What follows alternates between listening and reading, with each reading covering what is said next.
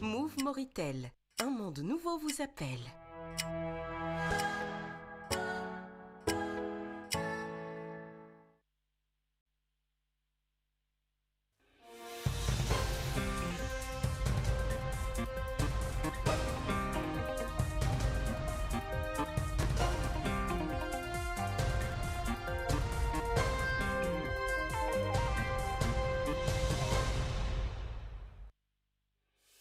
Le président de la République regagne Nouakchott après une visite aux Émirats arabes unis frères.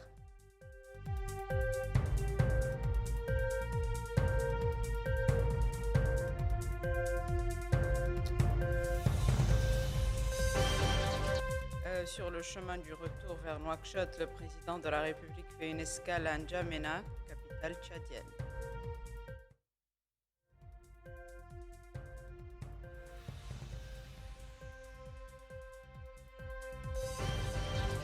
Signature d'un contrat entre le ministère de l'Énergie et du Pétrole et l'OMVS pour le lancement des travaux de construction de la ligne d'interconnexion électrique à haute tension entre la Mauritanie et le Mali.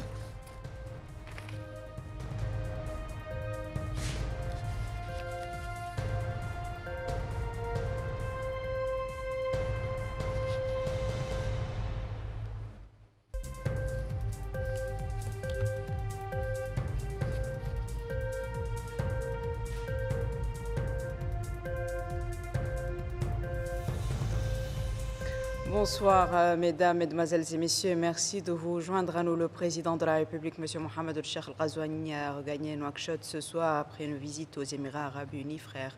À son arrivée à l'aéroport international de Nouakchott, le président de la République a été accueilli par le Premier ministre, M. Mokhtar Djaï, le secrétaire général de la présidence, M. Moulay Mohamed Laghdaf, les ministres conseillers de la présidence, M. Mohamed Mahmoud El-Cheikh Abdallah El-Waye, et Mme Aïssata Bayahia, le ministre de la Justice, M. Mohamed El-Soueidat, le ministre des Affaires étrangères, de la coopération africaine et des Mauritaniens de l'étranger, M. Mohamed Salim Merzoug, le ministre de la Défense, des retraités et des enfants des martyrs, M. Hanan El-Sidi, le ministre de l'Intérieur, de la décentralisation et du développement local, M. Mohamed Ahmed Mohamed Emin, le général de division, M. Mohamed Mkhatir Chermani, le chef d'état-major particulier du président de la République, le Wali de Nouakchott-Ouest, M. Hamoud El Mohamed, et la présidente de la région de Nouakchott, Mme Fatima Abdel Malik. Le président de la République était accompagné d'une délégation comprenant M. Nani Louchroura, ministre chargé du cabinet du président de la République, M. Ahmed El-Bah, Dihmeid, conseiller à la présidence de la République, M. Hassan Lahmed, directeur général du protocole d'État. Sur le chemin du retour vers Nouakchott, le président de la République, M. Mohamed El-Cheikh El-Ghazouani, a fait une escale cet après-midi à N'Djamena, la capitale tchadienne. Il a été accueilli et salué par le Premier ministre du Tchad et plusieurs hauts responsables de ce pays frère.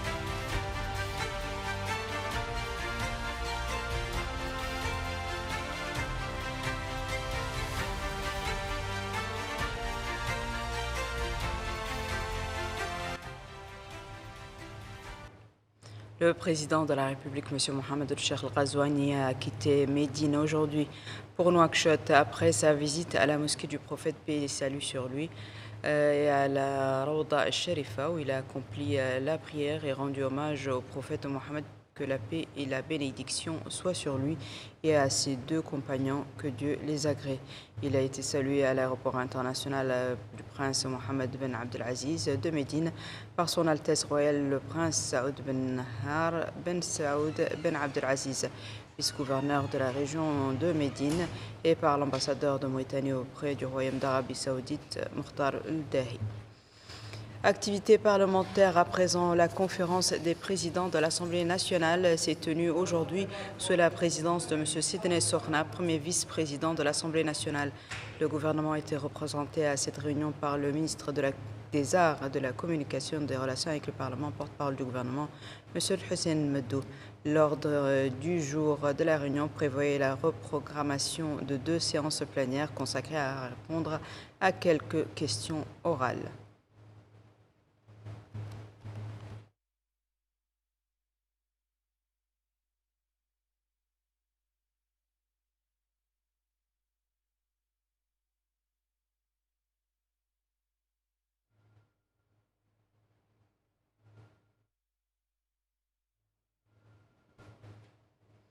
L'Assemblée nationale a abrité aujourd'hui la cérémonie de lancement des activités des 2 groupes parlementaires consacrés, le premier pour la cohésion sociale et l'unité nationale, tandis que le second est consacré à la lutte contre la drogue et les substances psychotropes. C'est un compte-rendu de Bokar Baylaba. La cohésion sociale et l'unité nationale, ainsi que la lutte contre la drogue et les substances psychotropes, sont au cœur des efforts de l'État. D'ailleurs, c'est tout le sens du lancement de ces 2 groupes parlementaires axés sur ces questions. Et à cette occasion, le deuxième vice-président de l'Assemblée nationale, Ahmedou Mohamedou Mahfoud Mbal, a déclaré que ces 2 groupes abordent une question fondamentale, car il ne peut y avoir de développement, de stabilité ni de citoyenneté sans unité nationale. Et il a précisé que l'Assemblée nationale œuvrera à comprendre ce concept tout en travaillant activement à sa réalisation et constitue un rempart contre les défis étrangers à la société mauritanienne. À son tour, le ministre de la Culture, des Arts, de la Communication et des Relations avec le Parlement, porte-parole du gouvernement Hussein Meddou, a déclaré que le lancement de ces 2 importants groupes parlementaires revêt une importance particulière compte tenu de la nature des questions qu'ils traitent, l'unité nationale et la cohésion sociale, ainsi que la lutte contre la drogue. Et il a salué la volonté du Parlement de soutenir ces efforts visant à renforcer l'unité nationale et la cohésion sociale et lutter contre la drogue. De son côté, le ministre délégué auprès du ministre de l'Intérieur, de la promotion de la décentralisation et du développement local, chargé de la décentralisation et du développement local, Yacoub Salem Val, a déclaré que le pays ne peut progresser sans toutes ses composantes et que son avenir est lié à la cohésion et à l'unité nationale. Il a insisté sur la nécessité de protéger la jeunesse, en lui inculquant des valeurs morales, en lui offrant des opportunités d'emploi et une formation professionnelle. Autre allocution, c'est celle faite par la présidente du groupe parlementaire pour la cohésion sociale et l'unité nationale, la députée Jamila Mintnaha, qui a déclaré que la Mauritanie, avec sa riche diversité culturelle et sociale, est historiquement un modèle de coexistence pacifique. Elle a souligné la nécessité de redoubler d'efforts pour préserver et renforcer ce précieux acquis. La chef du groupe parlementaire de lutte contre la drogue et les substances psychotropes, la députée Fatima Mintiyarba, a expliqué que le phénomène de l'usage de drogue et de substances psychotropes n'est plus seulement un problème de santé, mais qu'il est devenu un défi complexe qui affecte divers aspects de la vie et qui exige des efforts nationaux concertés en matière de législation, de sensibilisation et de sécurité. En d'autres termes, il s'agit de renforcer les mécanismes de prévention et soutenir les programmes de traitement, de réadaptation, entre autres.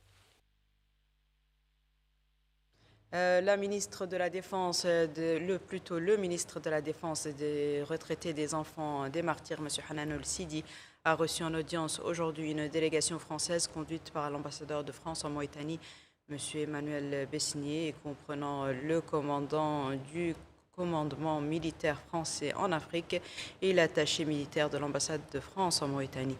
La réunion a porté sur les relations bilatérales entre la Mauritanie et la France et sur les moyens de les renforcer, notamment dans le domaine de la défense. En marge de la réunion, un accord de coopération technique a été signé entre le ministère de la Défense, des retraités des enfants des martyrs et le ministère français des armées dans les domaines de l'hydrographie, de l'océanographie et de la cartologie marine. Cet accord a été signé côté mauritanien par le ministre de la Défense des retraités des enfants des martyrs, M. Hanan El-Sidi, et côté français par l'ambassadeur de France en Mauritanie. Ont assisté à la réunion le secrétaire général du ministère de la Défense, de retraités enfants des martyrs, et le colonel Ishaq Abdullah Mahmoud Ibrahim et plusieurs officiers supérieurs du ministère. Notre pays a signé avec la Banque mondiale aujourd'hui à Nouakchott un accord pour le financement du programme de renforcement de l'économie bleue et de la résilience dans les régions côtières d'Afrique de l'Ouest. Cet accord est signé en marge du 12e Forum régional maritime et côtier qui se tient à Nouakchott. C'est un compte-rendu d'Amina Taka. En marge de la table ronde de haut niveau dans le cadre du soutien des efforts nationaux et régionaux visant à protéger les écosystèmes marins et côtiers pour renforcer la résilience des communautés locales face au changement climatique, mais aussi développer une économie bleue durable offrant des perspectives d'emploi prometteuses, notamment pour les jeunes et les femmes, intervient cette signature d'accord entre notre pays et la Banque mondiale. Un accord de financement pour le programme Économie bleue et renforcement de la résilience des zones côtières d'Afrique de l'Ouest d'une valeur de 50,3 millions d'euros, soit environ 2,36 milliards MRU. L'accord a été paraphé par le ministre des Affaires économiques et du Développement, M. Abdallahi Suleiman Cheikh Sidia, et au nom de la Banque mondiale par son représentant résident dans notre pays, mais aussi en présence de la ministre de l'Environnement et du Développement durable, Mme Messouda Mohamed Laghdaf. Le ministre a affirmé que cette rencontre est importante car l'espace maritime et côtier de l'Afrique de l'Ouest constitue un patrimoine environnemental important et un pilier essentiel pour la sécurité alimentaire, mais qu'elle est aussi une source de création d'emplois. Il a indiqué que les études diagnostiques permettront d'en faire un levier stratégique pour la réalisation du développement durable au niveau de la sous-région. Le ministre a également réaffirmé l'engagement de notre pays en faveur de la protection et de l'utilisation durable de l'environnement marin conformément à la Convention d'Abidjan. Lui succédant, le représentant résident de la Banque mondiale dans notre pays a déclaré en substance: l'économie bleue s'impose comme une opportunité majeure pour l'Afrique de l'Ouest. En effet, les zones côtières sont de puissants moteurs de croissance économique.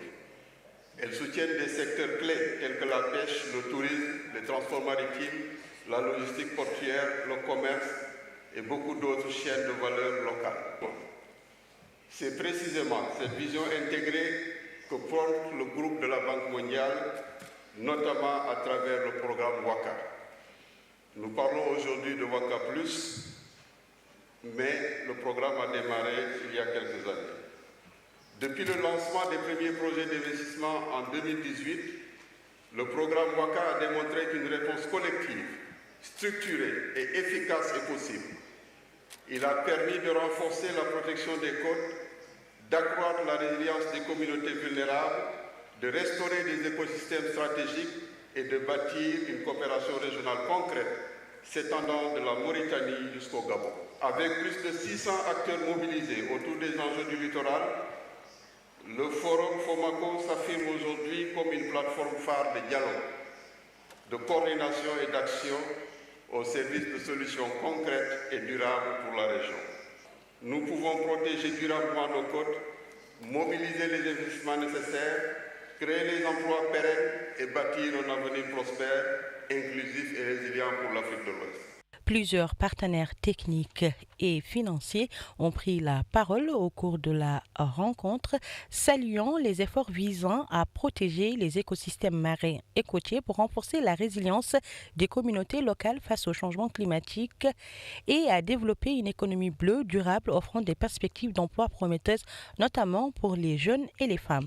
Ils ont aussi indiqué que le programme vise à protéger les côtes des risques d'érosion et d'inondation, à restaurer les écosystèmes vitaux, notamment des mangroves, ainsi qu'à soutenir des chaînes de valeur durables dans les secteurs de la pêche, du tourisme côtier, de la logistique, tout en promouvant la coopération régionale dans le cadre du programme WACA, Côte de l'Afrique de l'Ouest, qui s'étend de la Mauritanie au Gabon. Notre pays et le Mali ont signé aujourd'hui à Nouakchott des contrats pour le lancement des travaux de la ligne d'interconnexion électrique à haute tension. Ce projet stratégique s'inscrit dans le cadre des programmes de l'Organisation de la mise en valeur du fleuve Sénégal OMVS. Bokar Baylaba. La Mauritanie et le Mali, soutenus par la Banque africaine de développement et d'autres partenaires, déploient un projet majeur d'interconnexion électrique de 225 kV. Ce projet vise à relier les réseaux, construire des centrales solaires et raccorder de nouveaux foyers. Et à cette occasion, le ministre de l'Énergie et du Pétrole, Mohamed El Khaled, a souligné l'importance du projet d'interconnexion électrique entre la Mauritanie et le Mali et de développement des centrales solaires associées. Il a précisé que cela s'intègre parfaitement dans les visions du gouvernement. Il a mis en exergue le rôle de l'OMVS dans le développement énergétique et le soutien des partenaires. L'objectif du développement du projet est de stimuler l'accroissement des capacités de production d'énergie solaire et l'accès universel en Mauritanie et au Mali par le déploiement de réseaux électriques. Je ne saurais poursuivre sans dire un mot du projet global dans lequel s'inscrit cette cérémonie. Car ce que nous lançons aujourd'hui n'est qu'une composante, certes décisive, d'un effort bien plus vaste. Le PIEM est un projet d'une ambition rare, une grande artère électrique, la ligne de l'espoir, qui va apporter la lumière à des centaines de localités, développer l'énergie solaire et ouvrir des nouvelles perspectives économiques pour les jeunes et les femmes le long de ce corridor de développement. C'est, en un mot, transformer une ligne électrique en ligne d'espoir. Pour concrétiser cette ambition, la Mauritanie a réussi à mobiliser une enveloppe de près d'1 milliard de dollars, avec la confiance simultanée d'une dizaine d'institutions financières internationales majeures. Pour la société de gestion d'énergie de Manantali, le projet vise à renforcer durablement les capacités nationales de production et de transport d'électricité, tout en réduisant les disparités régionales d'accès à l'énergie. En signant aujourd'hui, nous ne lançons pas simplement un projet. Nous posons les bases d'une intégration énergétique irréversible, d'un avenir partagé pour nos populations. Au moment où nous nous engageons collectivement, notre responsabilité à la SOGEM, elle est claire. Elle est de livrer dans les délais une infrastructure stratégique de très bonne qualité pour notre région. À travers cette interconnexion, c'est une vision qui se réalise, celle d'une région interconnectée, solidaire, souveraine sur le plan énergétique et qui sait se mettre ensemble pour surmonter les défis dits insurmontables. Pour la Banque africaine de développement, le projet contribuera à l'intégration régionale par l'interconnexion des réseaux électriques mauritaniens et maliens, favorisant ainsi les échanges d'énergie renouvelable à moindre coût. La Banque africaine de développement est très fière de faire partie de ce projet de ligne d'interconnexion et de production d'électricité, le PIEM. Et nous remercions le leadership mauritanien qui nous rassemble aujourd'hui. Grâce à eux, nous sommes en train de changer non seulement ensemble la situation d'énergie en Mauritanie, mais dans la région. Ce projet, qui fait partie de l'initiative aussi Desert to Power, de l'Afrique. En effet, c'est la première tronçon de la dorsale transsaharienne pour l'interconnexion électrique. Ensemble, les parties prenantes s'accordent à affirmer qu'il n'y a pas de croissance économique durable et diversifiée sans une électricité de qualité, fiable et accessible à tous.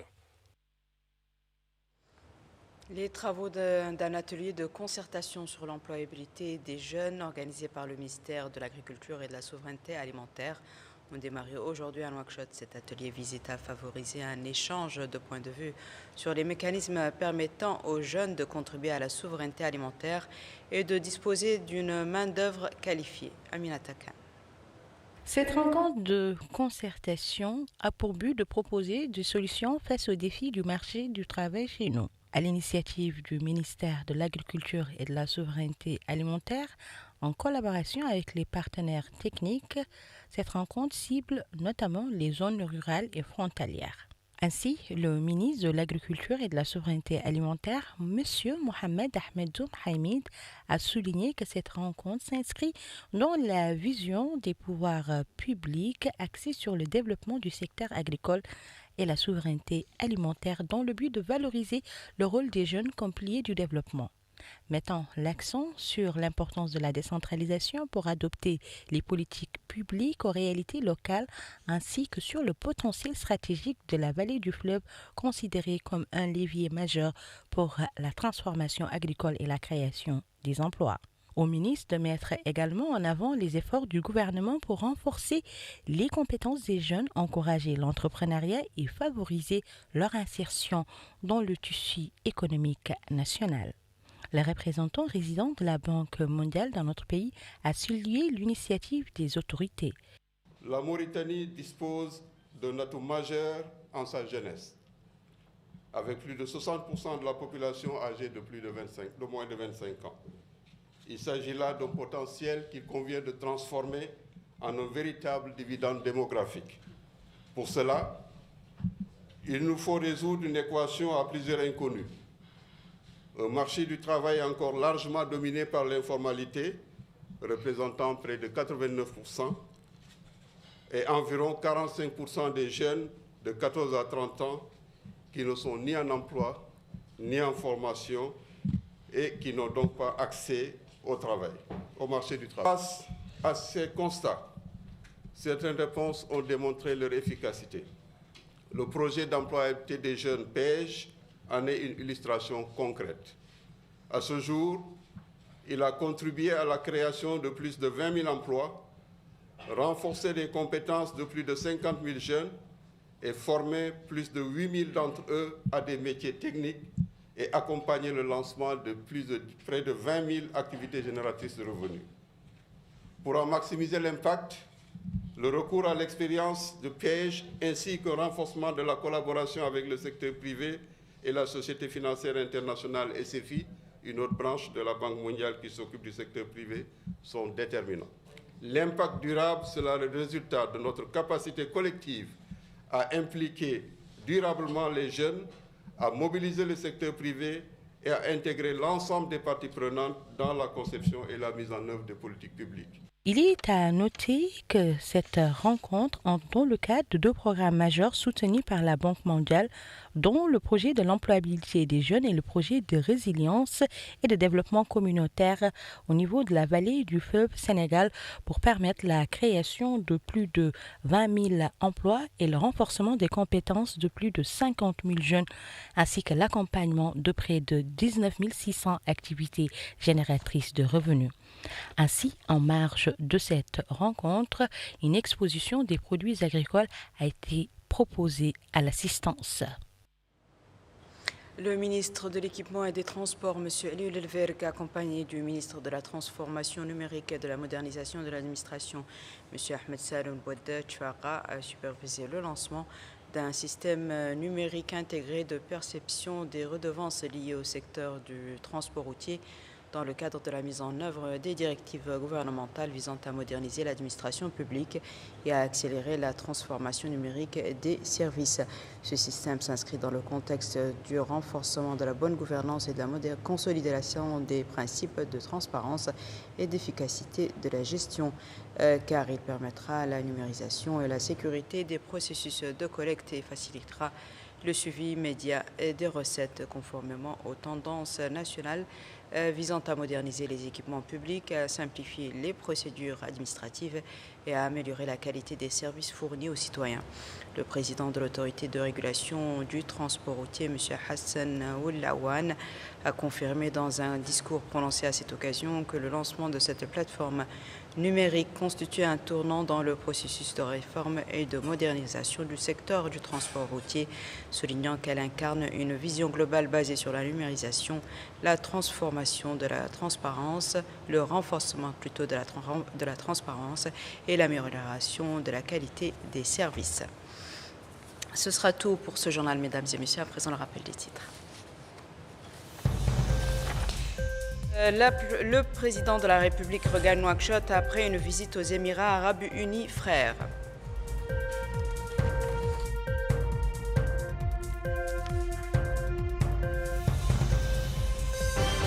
Sur le chemin du retour vers Nouakchott, le président de la République fait une escale à N'Djamena, la capitale tchadienne.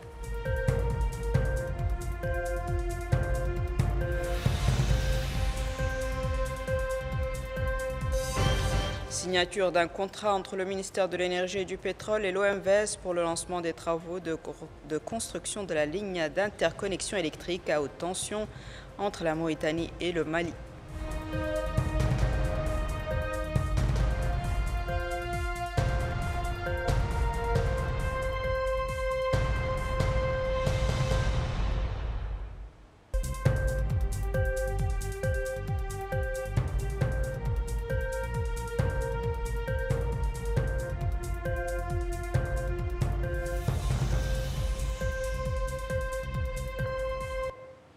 C'est la fin de ce journal, mesdames et messieurs. Merci à vous de nous avoir suivis. Merci de votre fidélité et je vous souhaite une excellente suite de programmes sur le Mauritania.